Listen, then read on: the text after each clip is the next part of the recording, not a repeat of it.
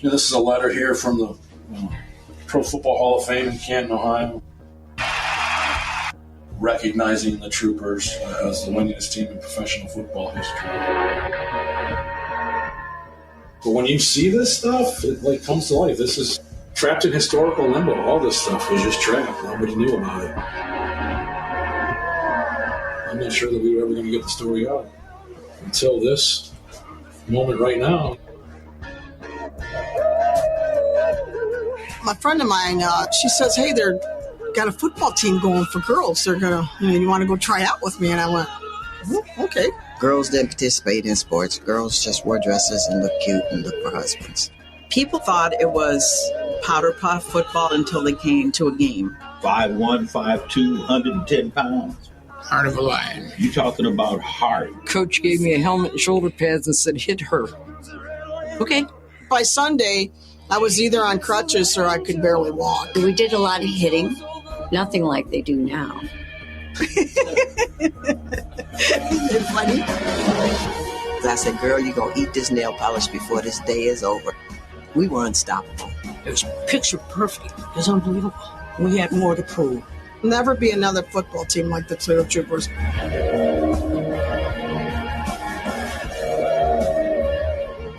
Other teams tried.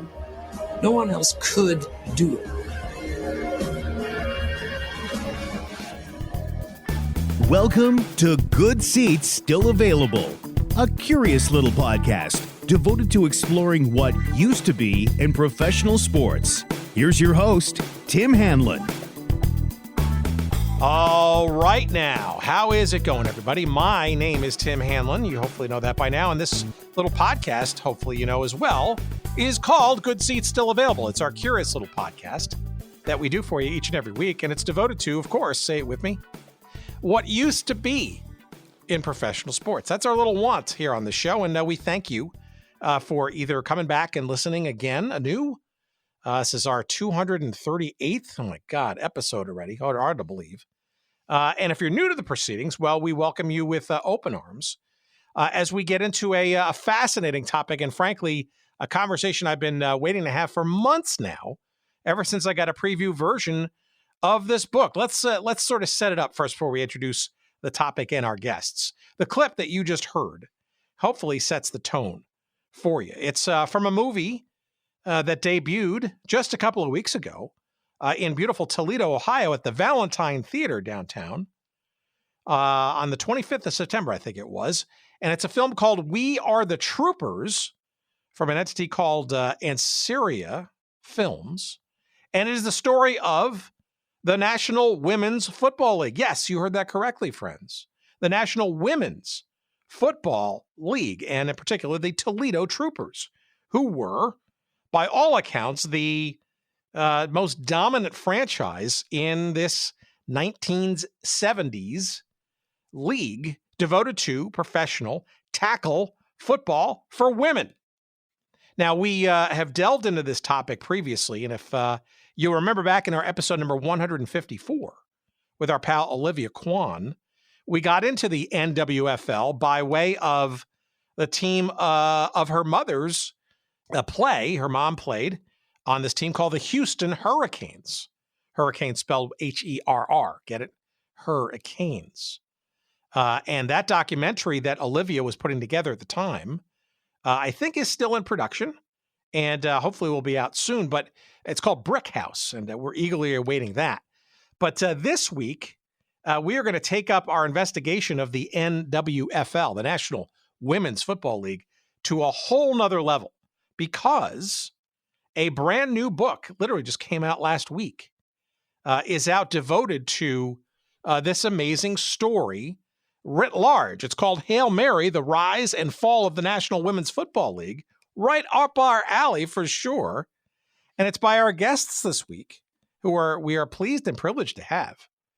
Britni de la Cretaz and Lyndsey D'Arcangelo, and you may know them both from their various writings and stylings in a whole realm of sports journalism, ESPN and lots of feature pieces and women's sports and other stuff. And both of them are excellent sports writers and journalists. in their own right. But they have collaborated on this book called Hail Mary, and it is, I must tell you, even if you have a glancing interest or perhaps you think no interest at all in how women in the 1970s created and were part of, ultimately an ill-fated, but for a time, amazing entity known as the National Women's Football League. And this, friends, was pure play, honest to gosh, tackle football. This is no powder puff stuff. This is no flag football stuff. This is real-time stuff. And it's a fascinating story. It begins as perhaps one might imagine a promoter using, literally and figuratively, women to do, I guess, exhibitions of football at halftime of male football games, and as sort of as a circus sideshow, so to speak, right? It's an attraction, an oddity.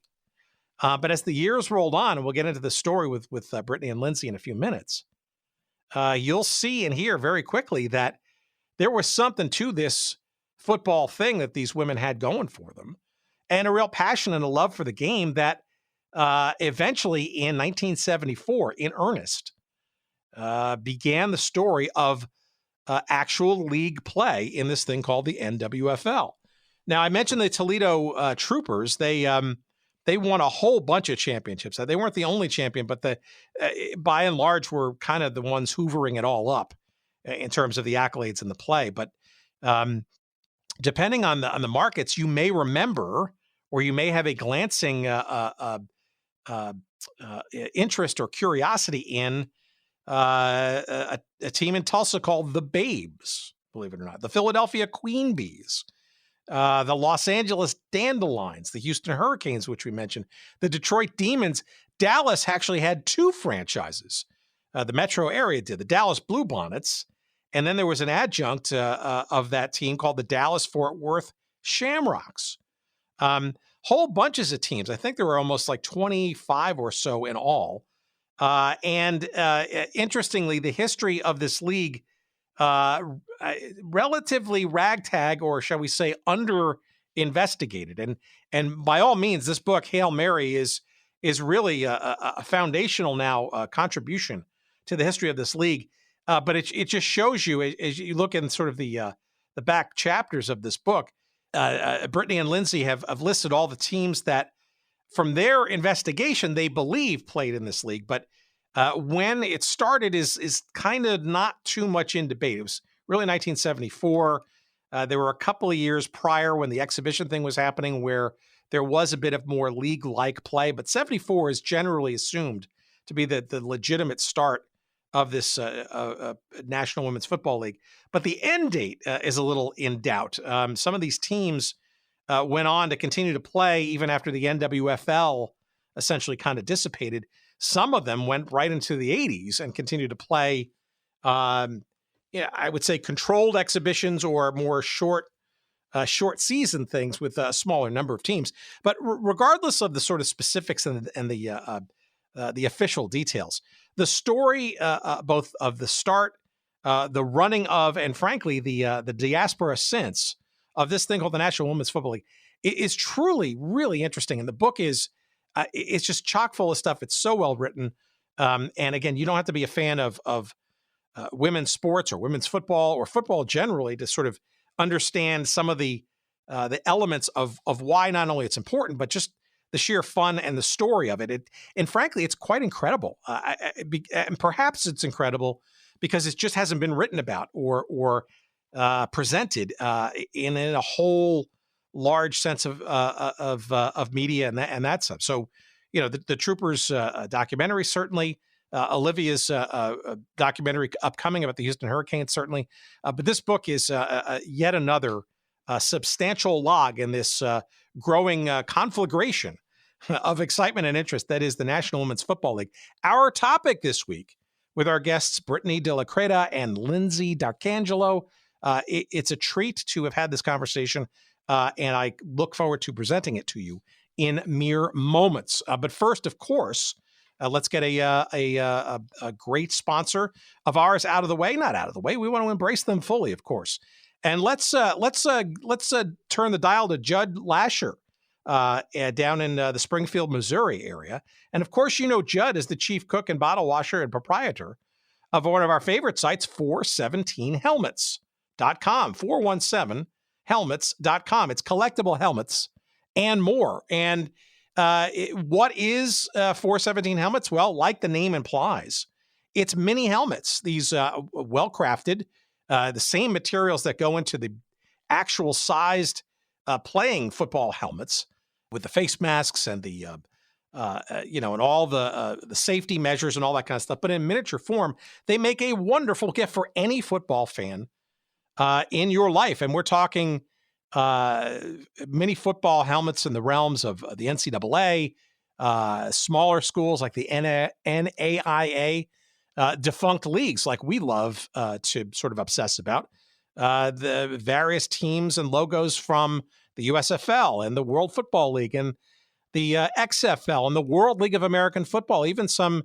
current and former CFL helmets, even high school helmets. And of course, if you've listened to the show and heard any of our sponsorship doings with Judd previously, he is also expert in creating that custom helmet that you might want.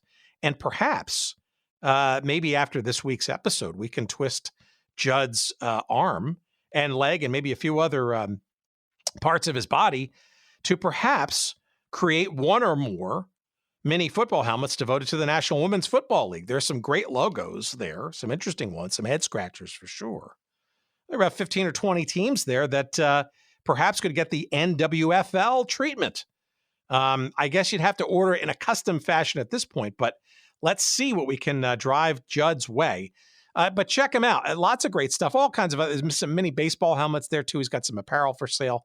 But those helmets, these mini helmets, custom or otherwise, are yours to peruse, enjoy looking at, and hopefully, knock on wood, buy a couple or a couple of hundred for your friends, your family. Hey, the holidays are coming up. Why not beat the logistics woes out there and get your orders in early to ensure for speedy delivery before the holidays arrive. It's 417helmets.com. It's collectible helmets and more. And of course, we've got a promo code for you. It's Good Seats. Promo code is Good Seats at 417helmets.com to receive 10% off all of your purchases. That's however many times you'd like to go, how many orders you'd like to do, how many sizable orders you want to put in there. Go for it at 417helmets.com. And that promo code again, Good Seats, for 10% off. Thank you, Judd and 417 Helmets, for your sponsorship of this week's episode. And now let us waste no more time. Let's get to our chat, our conversation. And it's a very fun one. You're going to enjoy it. So buckle up and stand by, because here it is. Here's our conversation with Britni and Lyndsey. Let's talk Hail Mary in the National Women's Football League. Please enjoy.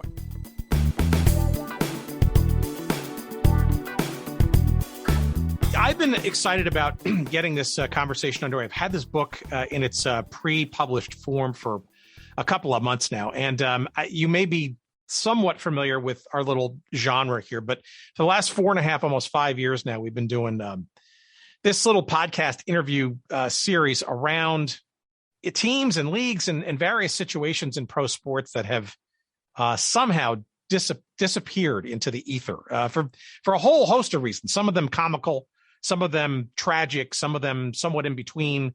A lot of themes have sort of evolved over those explorations. It doesn't really matter what sport or situation.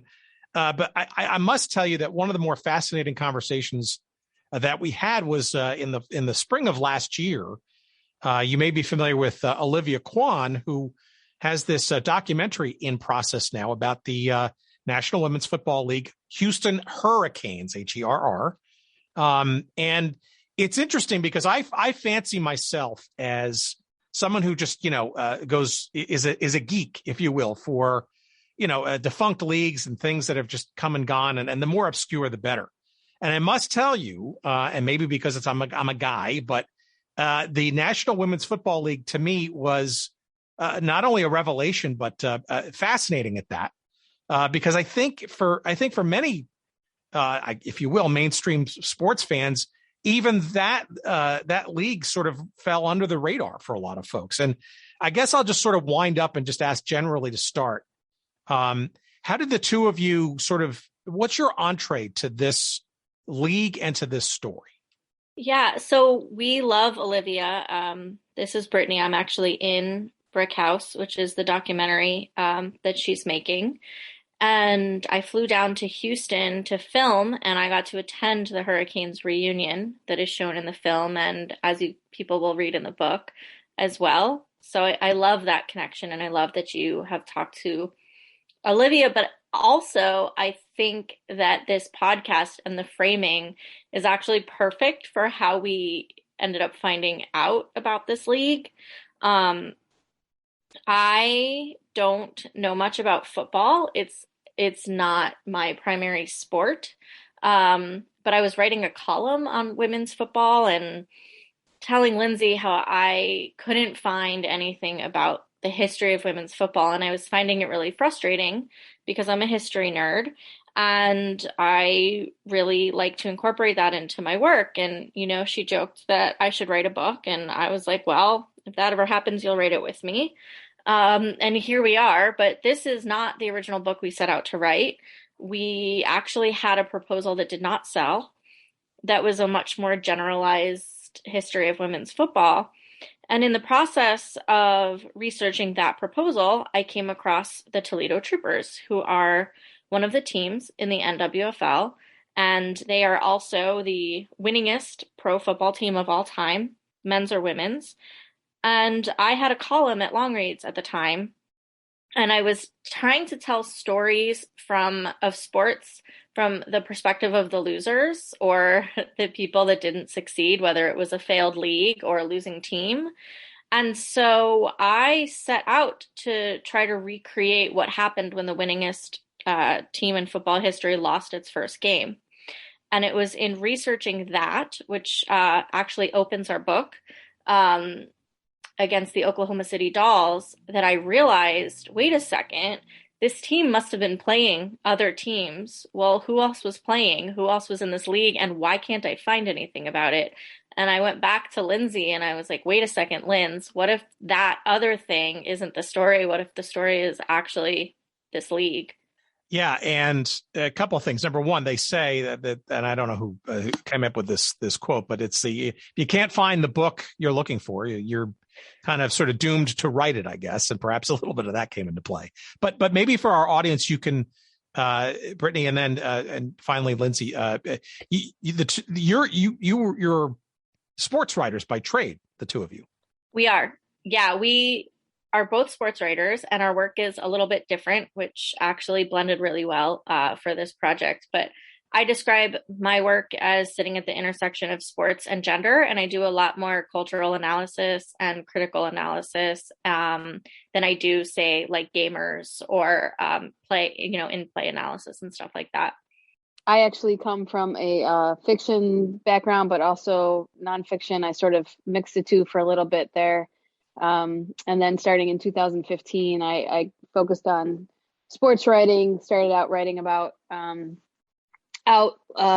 lesbian athletes in a multiple range of sports, and then got hired at The Athletic Buffalo, was writing primarily about Buffalo sports, and then started doing work for The Athletic WNBA, having written about the WNBA before primarily, and then switched to recently this spring to covering women's basketball and the WNBA exclusively for The Athletic, and also just women's sports. So we do have different backgrounds, but they just fit so well together for this project. So as you discovered that the story perhaps then was a little bit more focused perhaps on this hard to find information about league, what's the process the two of you sort of work out with each other to sort of figure out what that story is, and perhaps more interestingly, how do you tell it and find maybe first person narratives to get there? Yeah, well, Well, Britni had the lead on this, having discovered the league itself, and then we sort of found out about these different teams, doing just some initial research, different teams that were involved in the league, and then we split them between each other. And so I took some teams, and Britni took some teams, and then we went on researching those teams, and then really trying to track down some of the players from those teams. I'm a big history buff. I don't know if that played a huge part, but Britni, you could speak to that. So I ended up covering a lot of the history as far as when football was first invented and how women began trying to play the sport from its inception on to when the league was first started. So I covered that area. Britni did a lot of the analysis. That's really the way their brain works in a way that mine doesn't. So that was a good companion to, like I said, how we worked well together. And my fiction background helped sort of set the scenes for some of the narratives and player stories. So we really combined our strengths and sort of played to that. Yeah, and I think, in terms of researching and finding these things, it starts with newspaper articles, going into the archives, and that's where you get player names. And then you try to track those people down, and usually once you find one, they might be in touch with like one other person, and the dominoes start to fall that way. And once you get in touch with the players, that's where the source material that you're not going to find in a newspaper is discovered. The players that kept their game day programs, the players that had these playbooks with all the plays written out. There was always like one player on each team who had a closet full of memorabilia of photos and programs and all of those things that, they'd kept all these years. And as soon as you found that one, it was golden. But it was definitely a combination of archival research and having former players help track people down. And then a lot of like stalking boomer women on Facebook was some of it as well, which wasn't always successful, but we found several players that way too. Yeah, and I have not seen the full. I actually have most of the documentary. I know it's still sort of in process that Olivia is putting together or has put together. But I get the sense as you're looking for these people, not all of them strangely want to be found. Maybe that was a period of time when I was playing. It was a different part of my life and that kind of stuff. How do you get folks to kind of, or was that more the minority and the majority of people were like, oh my God, you found me and I never thought I'd talk about this ever again. And I'm happy to. I actually have go ahead. Yeah, I was going to say, I think the majority for us were very excited to talk. And they were like, I can't believe someone remembers and someone wants to tell our story.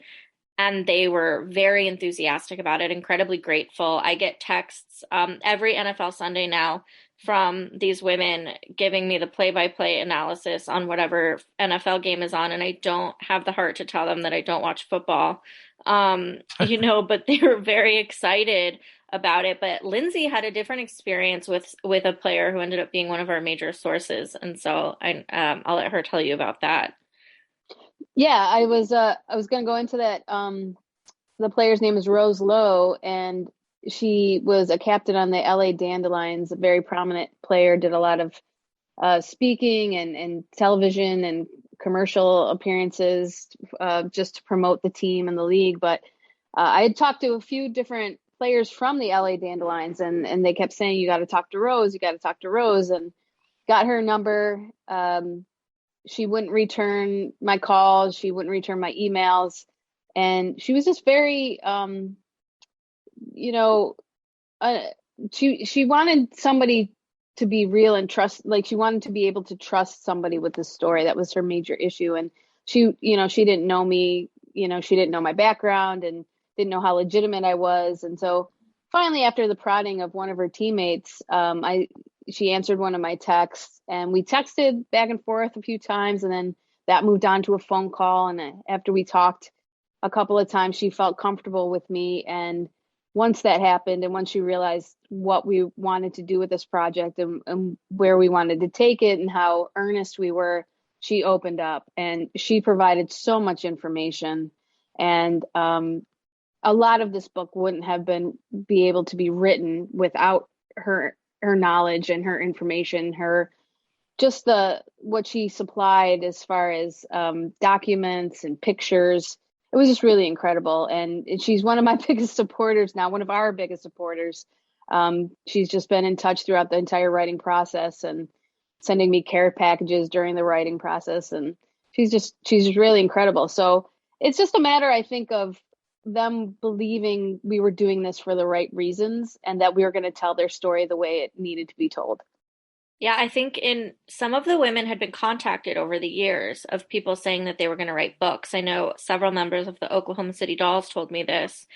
And so when I came calling, they're wary. They're like, we've heard this before. We've opened our hearts. We've sent everything that we have and nothing came of it. And is this going to be any different?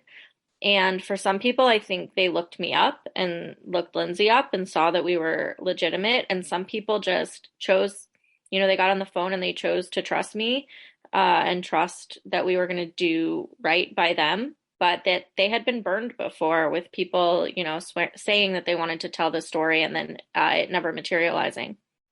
All right, one more question on the process, then I want to sort of dig in some of the actual story part of it. But it feels to me like that there wasn't, and maybe frankly still isn't, a whole lot of third-party research out there, right? A lot of your book is devoted to the people involved and their first-person stories.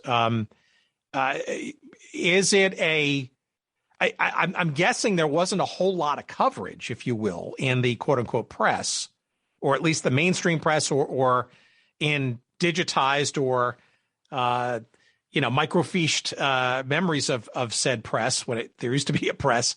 Was a lot of this sort of generating a story from the perhaps somewhat tall tales told to you first person, or was there even a framework of third party data and resources and statistics, et cetera, to even hang your hat on? Well, the thing about the coverage is there was actually a lot in local newspapers when the teams launched. It was very much considered to be a curiosity. And a lot of the teams were not in huge markets. So, Toledo, Ohio doesn't have a lot of other pro teams that they're competing with for coverage. And so this was really, people couldn't believe that there was a women's football team. And so recreating the early years of the league and the way the teams started was actually pretty easy because that coverage exists. And even though a lot of it is skewed by the perspective of the people, usually men, who were writing the stories at the time, the stats, the scores, the play-by-play stuff usually is pretty dependable. And then you've got game programs, which have schedules. They'll have results from past seasons. And so, that exists. And so it was, in a lot of ways, it was a combination of taking these 50-year-old memories and comparing them up against what you have from the newspapers and making that make sense. I will say that we wrote this book during the pandemic, and there are some cities whose local papers are not digitized, those archives. And so we were not able to do as much of the archival research as we would have liked to have done because we couldn't take trips to those archives. But we did the best that we could. Yeah, and I think one of the failures of the league itself was that they didn't keep stats. They didn't keep records of, just player stats, team stats, league stats, anything that we could have kind of weigh the information we gathered from newspapers against. One of my resources was the Women's Football Encyclopedia by Neil Rosendahl, who did a ton of research and put together a lot of information from those days, as all the way up to the current leagues. And so that was a great reference book as far as writing the history and then trying to compare stats and whatnot. But that was the only book that I had that we had to compare against.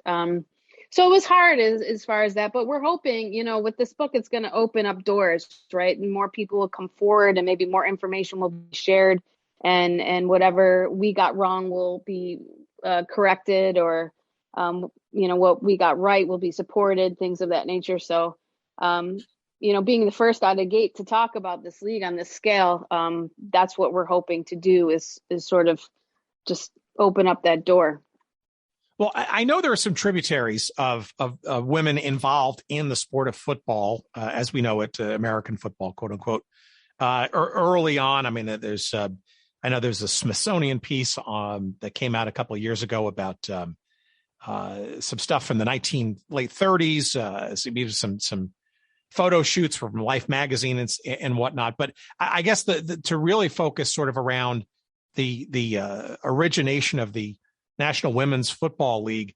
My understanding, and a little bit is addressed in your book too, actually quite a bit of it, is this was preceded by, I guess we should talk about this guy, Sid Friedman. He seems like a good place to kind of originate it, because my understanding, based on what you're writing, is in some of the crack research I've done on the side, it was almost sort of I don't want to call it a lark, but a curiosity generator, I guess, of having, quote unquote, the gals play this men's game known as football prior to the league actually getting going. Yeah, I actually purchased those copies of two Life magazines that talked about or covered women's football in the 1930s and then again in early 1970s, just to get the real article in front of me and to see the pictures and everything. And it's really awesome to see. But as far as Sid Friedman goes, yeah, he was kind of the impetus.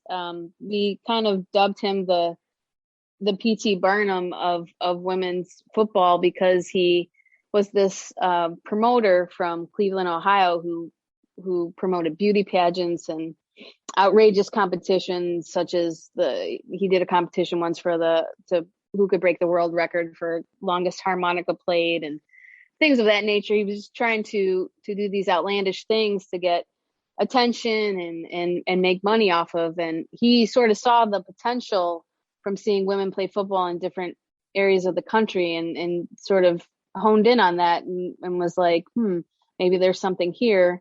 And he decided to start his own women's football troupe in the vein of the Harlem Globetrotters, to play against men's teams and sort of tour them around the Rust Belt area of the country, Erie, PA, Buffalo, New York, Cleveland, Ohio, Columbus, Ohio, that area right there. And once he started this team, he did it with the intention of an act, a gimmick of making money.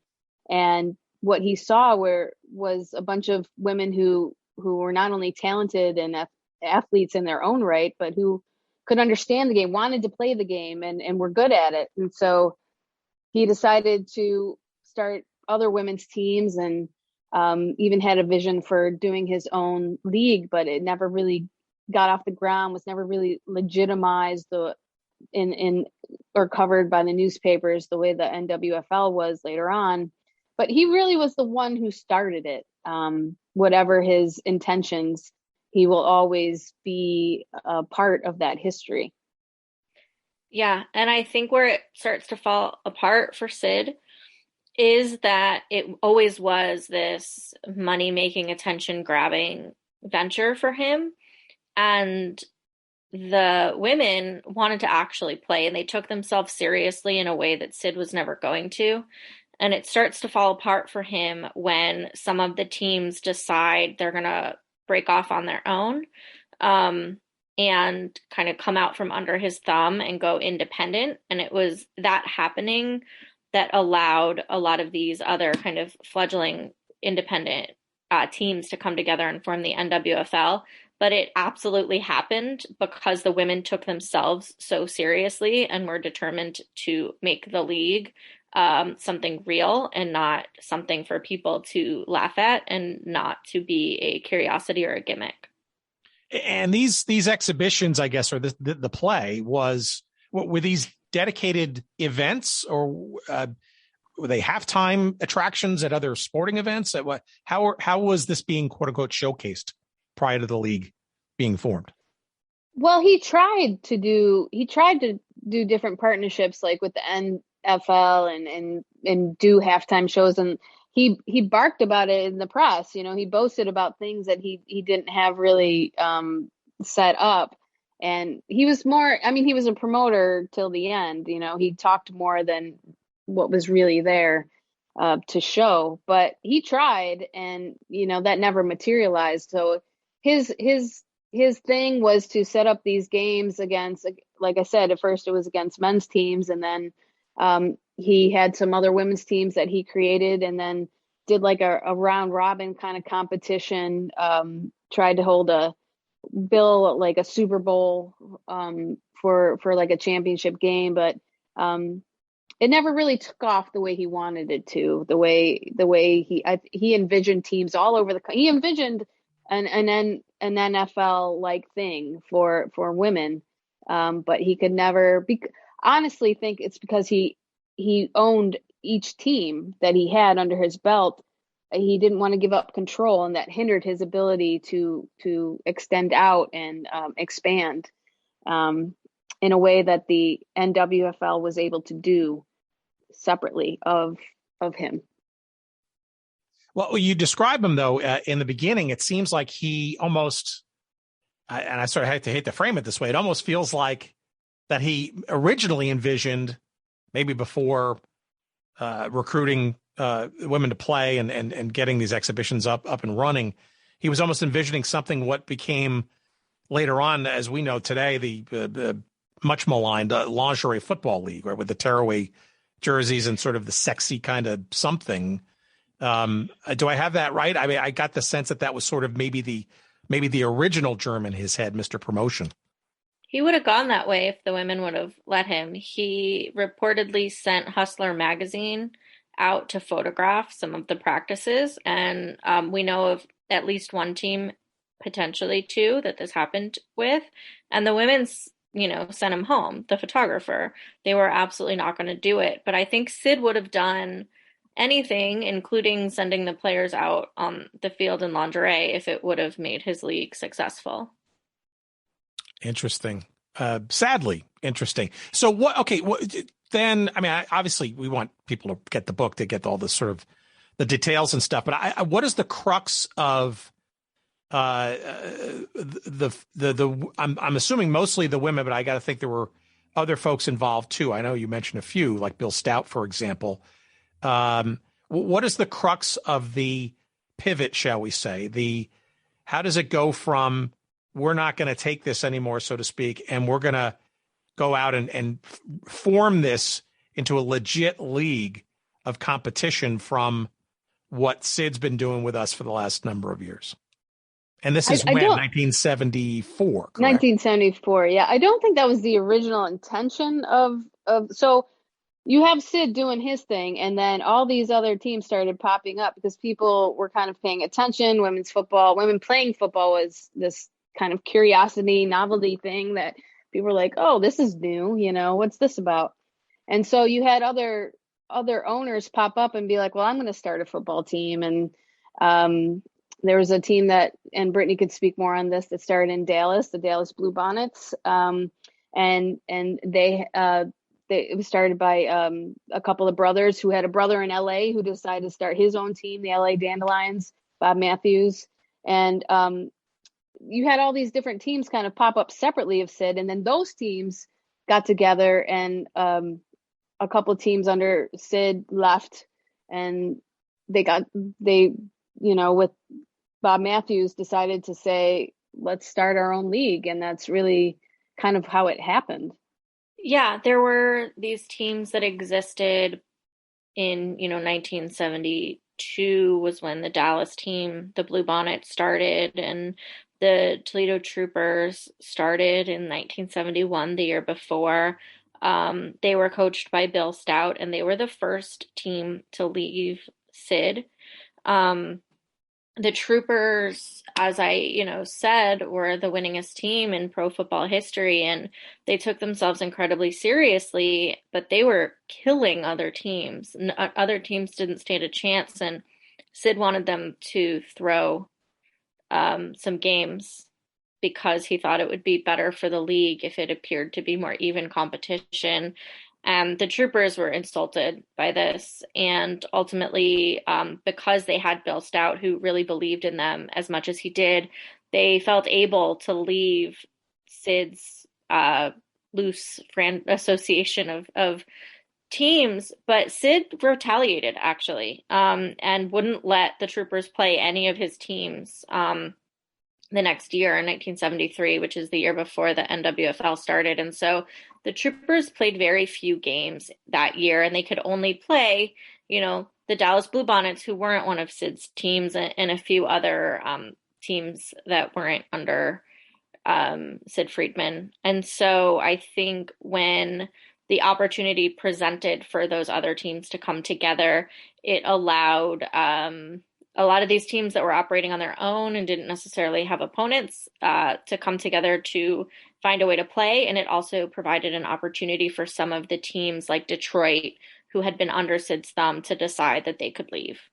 Yeah, interesting, because this is also, I think, if you look at it longitudinally, this is also in the era, the 1970s, early mid-1970s, where it seemed like there was no sport under the sun that wasn't opportunistic for certain promoters and organizers to create a pro league around, right? I mean, we've talked to Dennis Murphy, the late Dennis Murphy, he of ABA and World Hockey Association and part of the World Football. I mean, you're talking about all kinds of leagues, international volleyballs. I mean, all kinds of stuff going on in the 70s. So it didn't say it. Actually, you put that in that perspective, it doesn't sound all that crazy an idea, especially when there are some really serious clubs that, frankly, are looking for more regular and competitive play after having essentially proven the case in sort of exhibition form, whatever that was under Friedman. Oh, yeah, it's absolutely not a wild idea. Particularly, it's a gap in the market, right? If football is one of the most popular sports in the country, a football league for women who, that doesn't exist yet. It seems like it would be a really good opportunity. The challenge becomes, and as you know, because you basically study leagues that don't succeed. Sadly. But there's so much to be learned from that, and I think when you look, we, as you know, and I'm sure we'll talk about more, we have a whole section of the book dedicated to like what happened, right? And what I think is really interesting about this is anyone who knows anything about the trajectory of a sports league is not going to be like, I'm going to buy a team and I will be rich next year. But these men kept deciding to like bankroll women's football teams, thinking that within a couple seasons they would be raking in money because they were tapping into some gap in the market. Not only does that not account for the way that leagues tend to go and the trajectory for any sports league to become profitable, but they're also not counting on the sexism that keeps women's sports leagues in particular from, sometimes taking longer to catch on, or that might keep specifically male fans away from the game. And so it just seems like there was a lot of really well-intentioned people, most of them were men, who owned these teams, but they didn't understand what they were getting into, and they didn't have deep enough pockets or the willingness to continue to bankroll these teams for the long haul. Did most of these male owners underestimate the spirit, the competitive spirit, and the seriousness that you were alluding to of the play? I'd have to think that the vast majority of these gentlemen were looking at this still sort of in the Friedman-esque kind of realm as more of a promotable curiosity than a competitive athletic league. I think before the league was started, that there was a team in New York, the New York Phillies, that had so much potential, but the owner just wanted to make a quick buck, and he knew nothing about football. He knew nothing about, investing in the team, and like Britni mentioned, the long haul it would take, and really, getting the right coaches and getting the right training, and they played the Toledo Troopers and got crushed, and I don't think they won a game throughout their short tenure, and he just kind of gave up soon after that. It was kind of a mess, but once the NWFL started, Bob Matthews with the LA Dandelions really had good intentions and really believed in his team and really wanted to make it, as a legitimate league. He had all the right, reasons for doing it. But it just, he couldn't afford, I think, the full on investment, and he tried different ways to cut expenses and things like that. It really was just a lack of cohesiveness within the league itself. I mean, there were so many other things that contributed to the downfall, besides maybe the lack of, long-term views with the owners. There was just a lack of media coverage. Initially, it started out, the curiosity was there. So there was a lot of coverage at first, and gamers and things like that. And then that petered out after a couple of years with the league. And then we had trouble finding information about games played later on because there was just no coverage. And then the lack of fans, the lack of, getting promotions and advertisements and sponsors, all of that came into play. So it wasn't just the short-sightedness of some of the owners. There was a lot that influenced that. But I definitely think, just to answer your initial question, there were some owners who were definitely invested and definitely wanted to see it, go the long haul, especially teams that were owned by the players themselves, like the Houston Herricanes, who were player funded and player started and player owned. They wanted to see it succeed, but there was just so many hurdles they couldn't get over. And what's interesting is sometimes the owners believed more in the women than the men that were hired to coach the teams. You hear a lot from the players that there was a coach who maybe didn't last very long because he underestimated the women and talked down to them. And these women were underestimated so much, and most of them would not put up with that. And so there are many teams that you'll read about having a head coach for like the first year, and then his name is never mentioned again. And you ask the players what happened, and they'll be like, he didn't treat us well. He talked to us like we were stupid. He was, saying inappropriate things to us, and it didn't work. So we found somebody else. And I think that also I think the Dandelions coach, Lyndsey is his name, Bob Edwards, and admitted that he didn't expect much when he came out. But he quickly understood that these women were a lot more talented than he had given them credit for. And he adjusted accordingly. Like, he gave them a much harder playbook, plays to run the next season, because he realized that they could do it. And so, again, I think it's dependent. And I think there were some men who underestimated the women, but there were a lot that once they got out there, realized like how great they were. And once they were in, they were all in alongside the players. Yes, Bob Edwards is correct. And that's exactly what happened. And I love that he admitted that he admitted he underestimated, their capabilities and their ability to soak up the knowledge and the playbook. He gave them a much more extensive playbook the second season and was like, let's go. So yeah, that was a problem as well. Where were these players coming from? And similarly, how are they finding out about this league? How are they being, quote unquote, recruited, and making a go out of it? Right. Because I would imagine at the turn of the decade, the early 70s, there wasn't sort of an obvious pool of players to sort of draw from because there was no real competitive American football circuit of any kind, really, pro or otherwise, for women. Yeah, there was no there was no youth football, there was no high school football, there was no college football for women, right?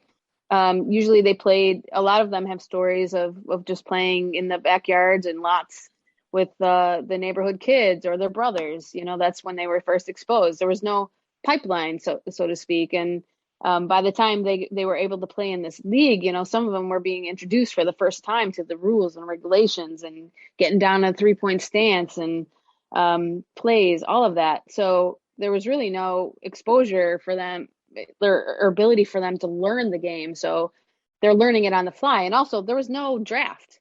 You know, every team that was started was taking players from the pool of players they had in that area. So if you had a bunch of talented players in Toledo, as far as the Troopers are concerned, you know, that's what you got. And then you have a team down in Tulsa. There was a team called the Tulsa Babes who likened themselves to the Bad News Bears. They only had the players that they could get on the team and come out for the team. So it's really basically what you had in the area to work with and to be able to go from there. Yeah, but most of the women were lifelong athletes, and they were excellent athletes in other sports. The quarterback for the Oklahoma City Dolls was part of the first softball team at the University of Oklahoma under Title IX. And, you know, she's not an outlier. A lot of them played sports growing up and in club leagues and recreationally. Mary Morrison on the Columbus Pacesetters was a swimmer. She swam at Ohio State University. So, you know, they're all athletes, and they're finding the team through newspaper ads usually. And then through news coverage, you know, it's featured on the local news at night because it's a curiosity again, but that's how people see it. And that's how they're finding people is, you know, mostly through a newspaper ad. And then, you know, as we talk about in the book, not all of the players, but a large number of the players were gay. And a lot of the local lesbian bars in the cities often had like club softball teams and things like that they played through the bars. And word of mouth spread through the community as well that way. And a lot of the players came out because their friends were playing. So that's interesting. Let me ask you sort of a parallel question as it relates to that. What then, given that mix of player, right? Some straight, some gay, you know, word of mouth, a relatively collegial kind of sort. What's the market then? Right. So maybe put the owner's hat on here because, you know, you could erroneously say that, OK, here's yet another professional league in a decade that is launching a whole bunch of them, which sounds to me typically geared towards the usually, not always, but usually male oriented classic sports fan. Right. But clearly, both by gender as well as by sport and spectacle, this is a different concept and a different sell, right? I could see more than a few owners maybe getting confused as to what kind of product, quote unquote, they would be able to market with. Yeah, I think. Go ahead. I don't even know if that made any sense, but hopefully. Yeah, we can't see each other, so we can't take cues that way. I was going to say, you know, the product probably on the field, like I would liken it to like a good like high school football team, and they're calling themselves pro. So like, let's be real about what we're watching. But also there's this, like we just said, wildly different skill levels. And we still see that in women's football today. You have teams like the Boston Renegades who are kind of the modern day equivalent of the Troopers, who are like crushing opponents by like 50 points a game. And just these wild skill disparities again, because there's this lack of pipeline. But I think you ask a good question about the market, and particularly in a state like Ohio. And this is important because this is part of why the league struggled, I think. there's a built-in fan base for football in a state like Ohio, right? Where, Ohio State football is kind of king, and Sunday game day is a really big deal. And the women who played grew up like just really wanting to play football because that was just what you did. And so you think, okay, there's a built-in market, but you also have a lot of competition, right? And so how do you distinguish, how do you make the community want to come out and root for, say, the Columbus Pacesetters when they could be watching an Ohio State game? And that's hard. The Pacesetters, for example, marketed themselves as family-friendly entertainment. They promoted themselves as selling tickets for the same price as a movie ticket, which was about $3.50 at the time. And that it was much more appropriate for kids than maybe a college game day might be, and much more accessible. And I think that was, the gap that they tried to fill. And I think it's similar to the one that other leagues might have. But like, you have the Dallas team, the Dallas Bluebonnets, were playing in Texas Stadium where the Cowboys also played. And you have them getting cavernous. Yeah, they're getting, 3,000-4,000 fans to a game, which is great. But think about 3,000 or 4,000 people in Texas Stadium. That's less, like 1% of the stadium or something. And yeah, it's hard, I think, to break in and to keep that sustained interest, especially in places where there's already those established teams. Britni covered a lot there. I just want to add that I think part of the owners were banking on that curiosity factor, of women playing a sport that wasn't a usual thing for people to witness, come out, see this, check this out kind of a thing. But also I think they were naive to the fact, the NFL was getting popular at the time. And I think they were naive thinking they could put a team together and just have a product akin to the NFL where you would, have a regular fan base, that's something that needs to be built over time. And to have the experience, like we talked about earlier, for women to have build up their talent level from a young age to grown-ups, like the men have, with high school and college football and all of that. So I just think there was a lot of naivety there on some of the owners' parts and maybe even the league itself.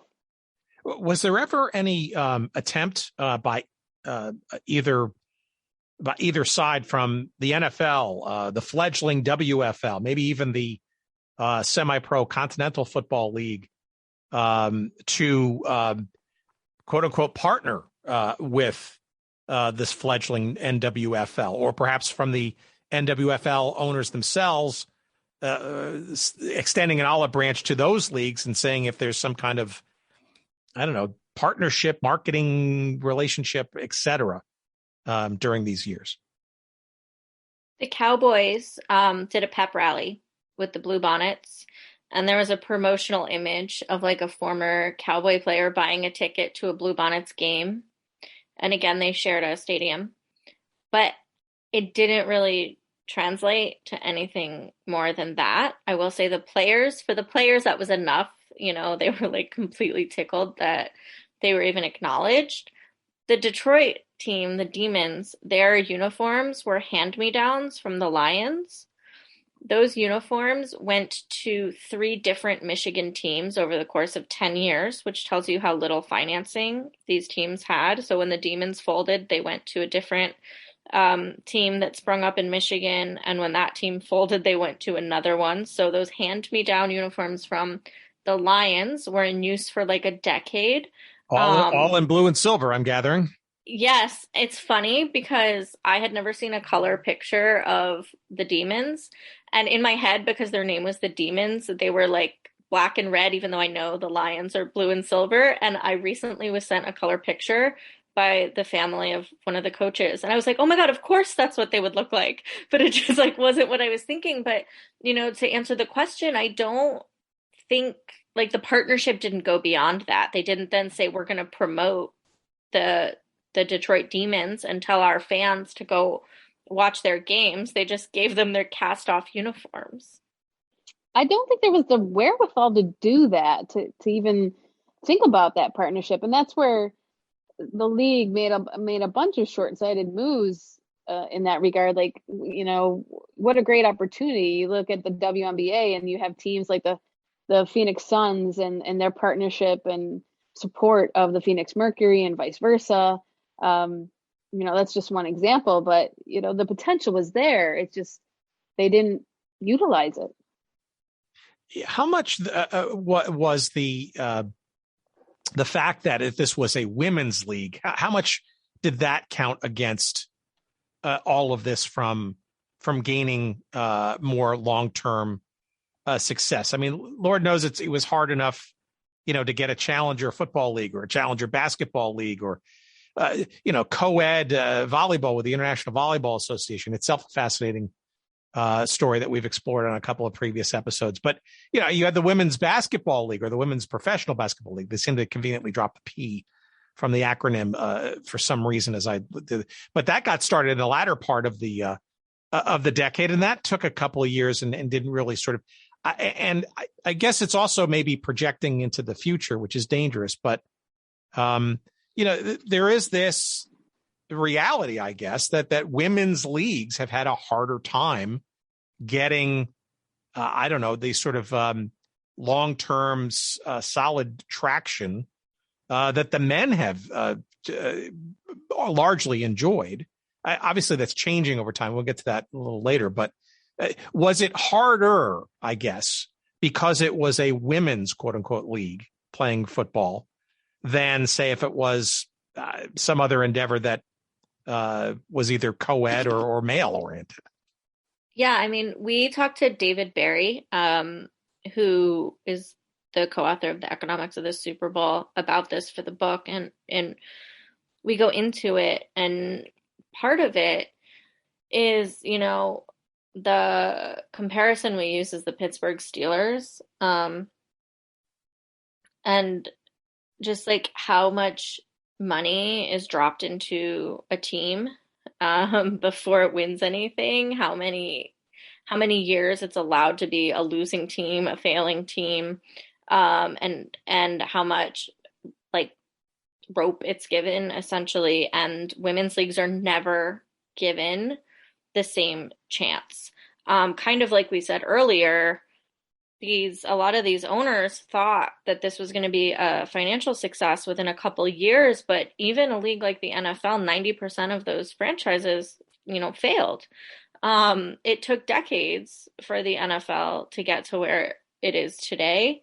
And it is absolutely true that over time, over and over again, men's leagues are allowed to just be leeching money, and owners, usually men, rich men, will continue to put money into those failing leagues and failing teams. And women's leagues are never given that same investment. And the plug is pulled at like the first sign that it's not, you know, making money as quickly as these, again, usually men hope that it will be. Yeah, I'm also guessing, too, that the economic expectations were, you use the word naivete. I mean, I'm guessing the majority of the revenues were expected to be at the gate, right? Because there was no media per se, right? And, you know, and obviously you have to look at this in context where we're in a world where, you know, things like sponsorships and player endorsements and all that kind of stuff, right? It's not even in the equation for this story. But I guess the question in there is, how much or how little was being put into these teams to start with? Like, what did it mean to be an owner financially here? And then secondly, where else was the money going to come from aside from ticket sales, which it sounded like there wasn't a whole lot for marketing and that kind of stuff. So even that was already probably compromised. Yeah, I think for some reason, you know, some of the owners thought that people would just show up from the curiosity point of view and then tell their friends, and that would just keep growing. But they didn't in, like you said, the promotion and the marketing was severely lacking. Even when you talk about the LA Dandelions and their proximity to Hollywood and what all the potential there, partnership with NFL teams, like we had mentioned earlier, there was a lot of ways to like drum up excitement. And, the lack of media attention was no fault of the owners. That's just the way the system was built up. You had a lot of male sports writers, male sports editors who didn't think it deserved coverage, especially after maybe a game or two, and put their resources elsewhere. That hindered the league. But there were other things that owners could have done and maybe put money towards to help grow the visibility of the teams, the league, and all of that. And they just didn't have the wherewithal and foresight to do that. But that's what you need to do, right? Like we see that now with the WNBA. I mean, there's been extensive growth with the league these past 5 years, but the WNBA just recently, in the past 3 years, started putting more games on television and attracting more fans. And you've seen viewership grow year over year since they started doing that. And it's just like, where's the disconnect? You have to give people notice, tell them where to find it, show the product in order for people to maybe come out and see and then become fans. And back in the 1970s, that just wasn't even part of the equation. Yeah, it's sampling, exposure, if you will. Yeah. Yeah. And if you want to talk about finances, it costs like $11,000, something like that, to start a team. The players were paid anywhere from $12 to $25 a game. And usually they didn't even receive that because they didn't make that much money. They had concessions. There were the Toledo Troopers had like a booster club that sold raffle tickets. Local businesses would take out ad space in their programs. But also you have to cover the cost of your stadium rental. You have to cover the cost of, in theory, the players' salaries, which they weren't really getting. You had to hire a referee team. Most of the teams were, they were losing money. And the finances just weren't there. Yeah, and you're not even going to mention insurance, which is probably that's probably an afterthought at that time, at that point. It was one of the first things to go. Yeah, Lyndsey can talk more about this, but I was going to say, some teams had insurance. I don't know about the player-funded teams, but one of the things Bob Matthews did to cut expenses was he had insurance. He cared about his players in a way I think that some other owners didn't. But it got to a point where even that had to go for him, and something he didn't really want to do, but ended up doing, and even that, was just such a minor hit to his overall expenses. And that was really when the writing was on the wall for him as far as eventually selling the team. My sense is, both from my conversation with Olivia, some of the part of the documentary, certainly in the book, that to a woman, there was more to it than getting maybe a check. That this was a esprit de corps. It was us versus them. It was family. It was playing a game that they loved or were curious about or found themselves decent at, a chance to play, the word professional thrown around for the ego. Do I have that right, that perhaps aside from the shenanigans of paycheck to paycheck and ownership and shakiness of the league and all that stuff, that there was sort of an underlying core of just sheer love of playing and wanting to play? Or am I projecting? Yes. The prevailing answer we've got from so many different players was that they just wanted to play. They loved the game of football and they just wanted to play. And it was really nothing more than that. Yeah. I will say I've been talking this week with Linda Stamps, who founded the Columbus Pacesetters. And they were one of the teams that left Sid because of his exploitation. And she talks about how they kind of muscled their way into existence through sheer love of the game, that they just were determined to be on the gridiron, and that was what they wanted. And everything they did was guided by that.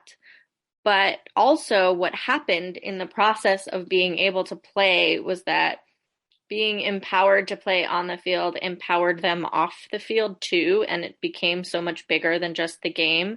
And, that team says that they felt like they were able to kind of leverage the power they felt through playing football to band together and eventually purchase their team. They formed a corporation to buy out the men that owned them. But playing football gave them that. It gave them the ability to believe that they could, because they could come together and do so much on the field. And I love that it was so much. It was always about the love of the game, and that's where it started. And that love allowed also so much else to happen for them. So I hate to sort of bring us sort of down to a crashing.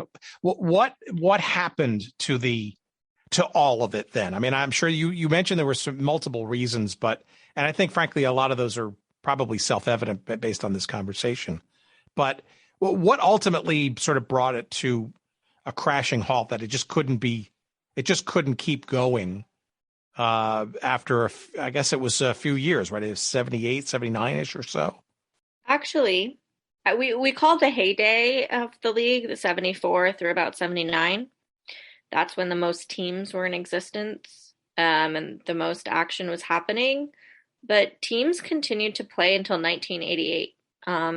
Yeah, and by the way, I'm sorry, you see that in the book, like in your the background of the chapters here, when you list the teams and the divisions and the years that they played. There's no neat start and stop to any of those, right? Some of them were formative, like we hinted at before, but yeah, there were a number of them that kept soldiering on. I guess in what form is the question? Yeah. And we could be wrong. Honestly, some of those were best guess answers because, again, there was really no newspaper coverage. And if there's not newspaper coverage, we don't even really have names. We don't know who we're looking for or what we're looking for. I think that my hope out of this is that the publishing of this book will actually give us a better idea of the landscape of the league in the 80s, of those teams that kept trying and folding and popping back up. And, there were most of the seasons in the 80s, there were maybe 3 teams in the league that just kept playing each other over and over and over again. They definitely, they tried. So we put the years of the league as 74 to 88, and that's our best guess. Interesting. So even with 3 or so teams, that was still considered the NWFL. Yes, they were still trucking along. Well, I think they were hoping to keep it going and then have, more teams come on. Britni can correct me if I'm wrong, but I think that was part of their motivation to just keep it alive. Yeah. In what you'll read when you read coverage, that the little coverage that does exist from those later years, it'll say there's only 3 teams this season, but there are these 5 that are hoping to get something off the ground and join the league next season. And then you look at next season and that never happened. Or one would pop up and wouldn't last. And some teams combined. There were teams in Michigan that combined into one team halfway through the season, like for the championship game, because they didn't have enough players to field a team. So, but we count it because it all sprung from that same umbrella. They're still calling themselves the NWFL. The Columbus Pacesetters, who are the only team that ran from 74 to 88, have a 15th anniversary program from 1988 that honors all the players that played over the course of those 15 seasons. And that was one team. There was a woman who coached, her name's Andy Dameron, and she was coaching in the 80s until 88, which was, we believe, the last year that team took the field. She started playing in 74. She was on that original team. So she kept that going all of those years. That's dedication. So quick tangent, and then I want to sort of wrap up, I guess, with a triumvirate of questions that maybe pulls us into modern day of 2021. Trust me, it'll be painless. But the side question is this: with the advent of Title IX in the 70s ish, was there any effort because of this pro football league for women? Was there any were there any seeds crossing the field, shall we say, pollinating to the collegiate level to maybe consider the idea of women's football being a thing at the collegiate level? Or am I just sort of assuming too much here? That wasn't interesting timing, right? Yeah, it was interesting timing, and we say in the book that it was actually the perfect timing for the league to take flight. But as far as anything other than doing this pro league, like you mentioned on the collegiate level, no, not at all. It was women's sports then. I think basketball was still, in its early stages for women. I forget the date, but I'm not sure women were even allowed to play full court basketball at that time. I mean, there were, it was still just in the early stages. There was just no way that football was probably even on the minds of people to think that, this was something they could do on the collegiate level. I mean, now it's, we're in a different world, and you have flag football organizations popping up at the high school and the collegiate level. There was a big push by the NFL, I think just recently this past year, to support that and sponsor that. So now there are different avenues, but back then it was just too early. One of the players, Rose Lowe, who I mentioned earlier, said she said that she thinks they just happened before their time. Well, that definitely leads me to the other questions, right? So what came after this? I know that wasn't the focus of the book, right? But what kind of quote unquote leagues have been spawned since? Has it been relatively ragtag? I know there've been a few tackle leagues that have sort of popped up and have been around in various levels. Obviously, there've been more circus-like things like the lingerie/legends thing, which is more farcical than anything else, I think. And I guess the other parallel question to that is, had this not happened in the mid-1970s, but perhaps later in the 80s or the 90s, could we be talking about a longer standing and longer lasting women's professional football league? Was the timing just truly too early? Stunned silence. Well, I mean, just building on what I had said previously, yes, I think it was too early. I think, you're just coming off an era where it was women, there was this belief that if women exerted themselves too much, they would get cancer, or, one of the players joked in an NBC documentary that if they ran too much, their uterus would fall out.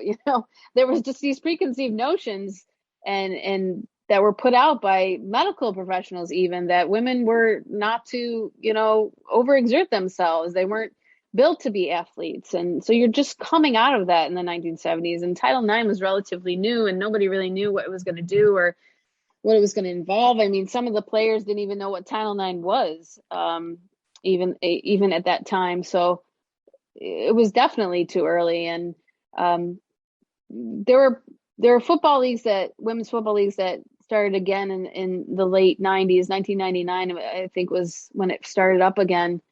But even today, women's football is just still having a hard time catching on. I mean, there's multiple reasons for that, but I think the primary one is that it's a masculine sport that some people just can't wrap their heads around women playing.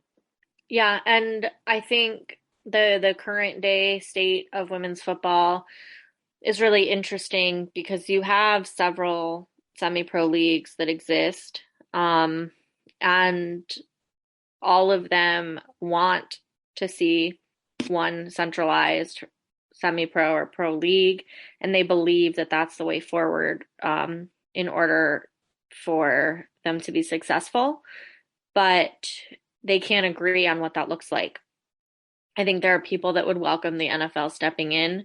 There are people that don't want that to happen. You're seeing a similar thing happen in women's hockey right now as well. And so if the women's football world can't agree on what it looks like to come together as one unit and launch a league, I think they're going to have a really hard time because resources are still going to be, split. But I do think it's interesting. I mentioned the Boston Renegades earlier. They've won 3 back-to-back championships in the Women's Football Alliance. And this year, the Patriots, their NFL counterpart, actually recognized them, and Robert Kraft lent his charter jet so that they could get to their championship game, and he came to send them off. And their quarterback, Allison Cahill, has her jersey in the Football Hall of Fame. She's the winningest quarterback in women's football history. The NWFL itself has not yet been recognized by the Pro Football Hall of Fame, but Allison Cahill's jersey is there. And so you start to see that maybe some of the players that are playing today are being taken more seriously, or someone like Robert Kraft and the Patriots are using their platform to build up this one team.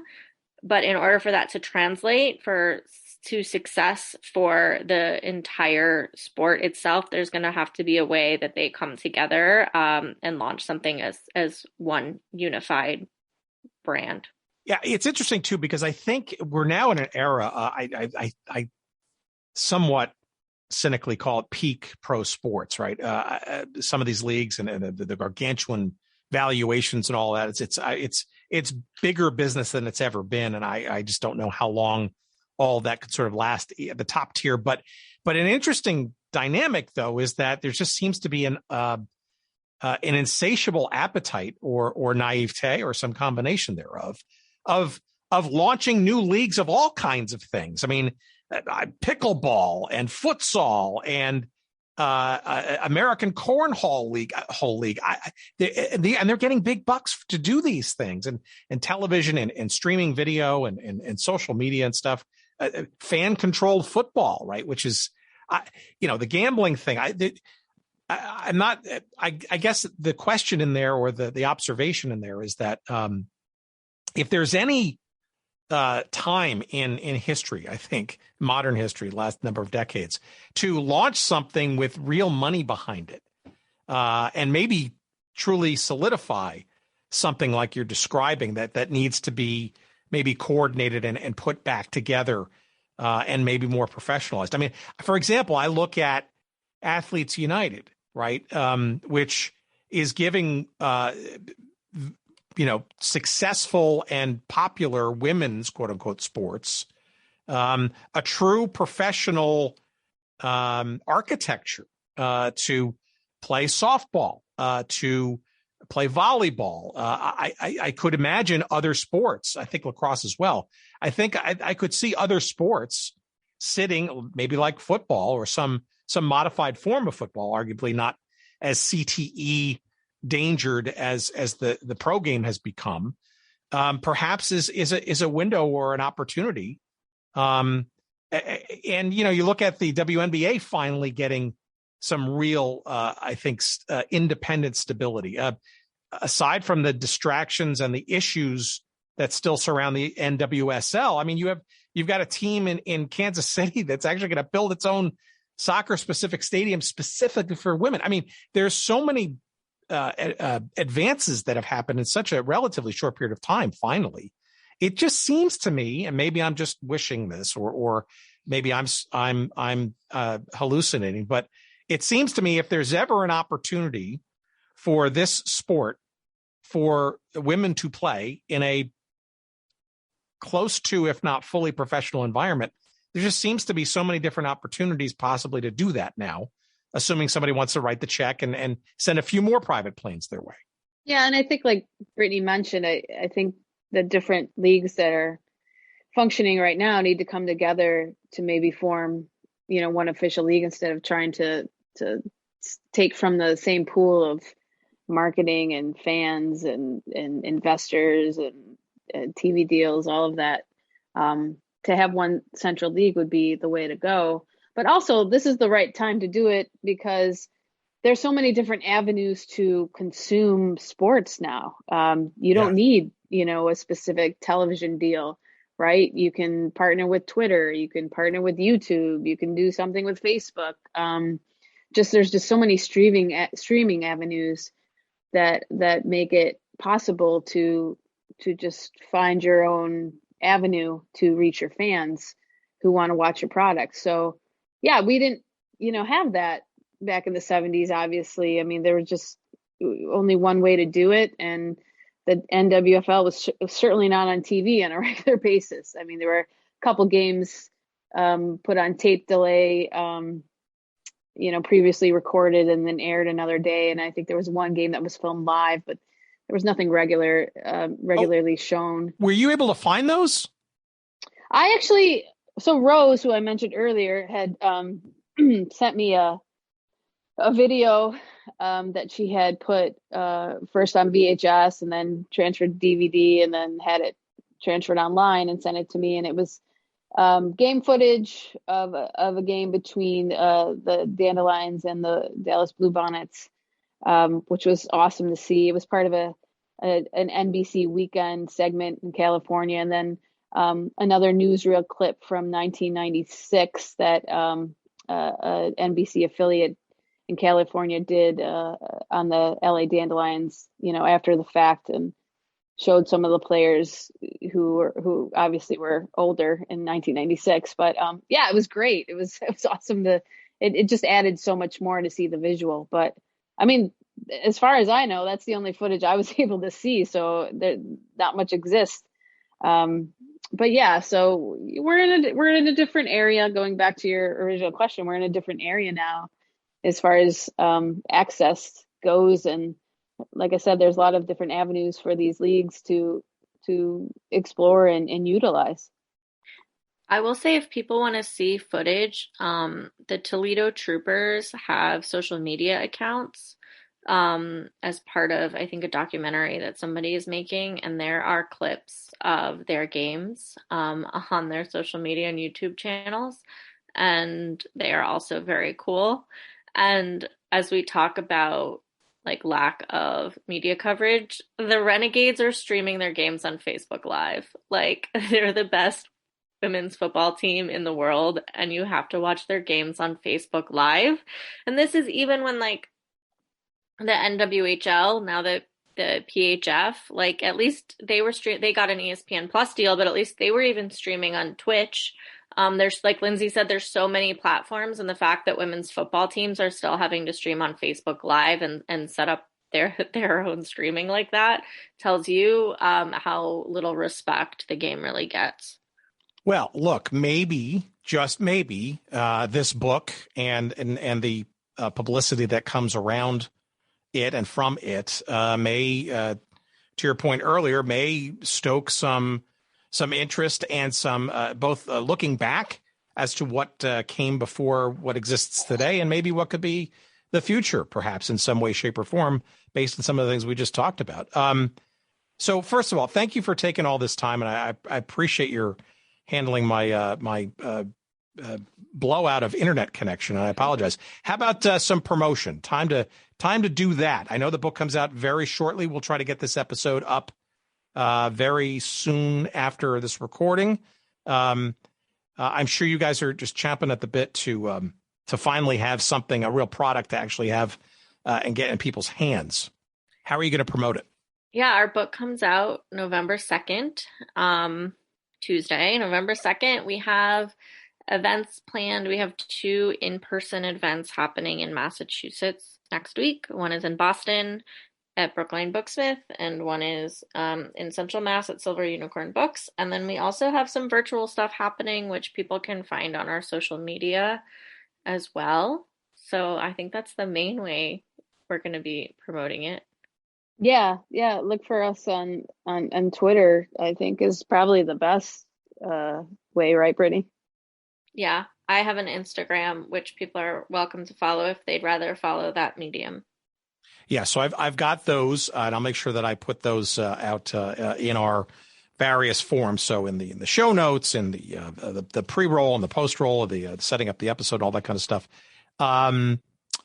This has been fantastic. I've been eagerly awaiting this conversation as well as the publishing of this book. And again, it's in some respects, this is kind of why we do this show, because we discover things that not only existed but need to be unearthed, remembered, and brought into the spotlight. And I kudos for finding this story, because I think it's not only wonderful, but it's enlightening, and it's to me, it's just endlessly fascinating. And the fact that you're able to, frankly, create, I think, the first book around this is maybe the beginnings of more to come.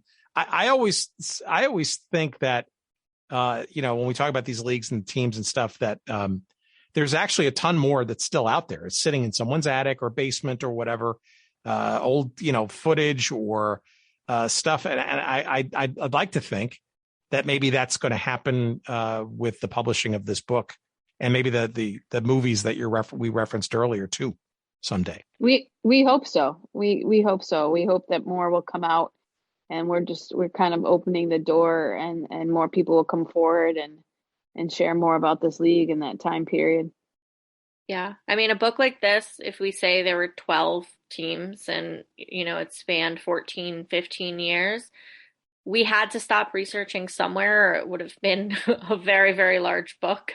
And so we very much recognize that this is only part of the story. And we are so excited to see what we learn as a result of writing this book. We even have new stuff we've learned since we finished the book. So this is just the beginning. And I feel really grateful that this feels like a once in a lifetime kind of project that we got to do. And I'm so grateful that we got to do it.